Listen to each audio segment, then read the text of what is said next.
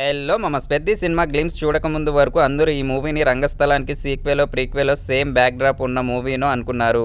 కానీ glimpse release అయ్యాక ఈ సినిమా సీను, సిట్యుయేషన్ వేరే అని ఫిక్స్ అయిపోయారు. 'పెద్ది' సెట్స్ మీద ఉన్నప్పుడే రంగస్థలానికి పర్ఫెక్ట్ సీక్వెల్‌ని సుకుమార్ సెట్ చేసుకున్నారనే మాటలు వినిపించాయి. సుక్కు డైరెక్ట్ చేయబోయేది 'చిట్టిబాబు నెక్స్ట్ వర్షన్' అనే టాక్ స్పీడ్‌గా స్ప్రెడ్ అయింది. కానీ ఇప్పుడు ఇందులో డివైడ్ టాక్ వినిపిస్తుంది.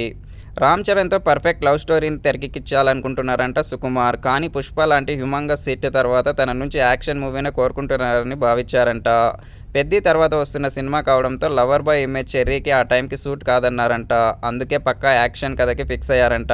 ఈ ఏడాది 'గేమ్ చేంజర్' చెర్రీకి కలిసి రాలేదు. వచ్చే ఏడాది 'పెద్ది' ఆ తర్వాత సుకుమార్ సినిమా మీదే హోప్స్ అన్నీ అని అంటున్నారు ఫ్యాన్స్.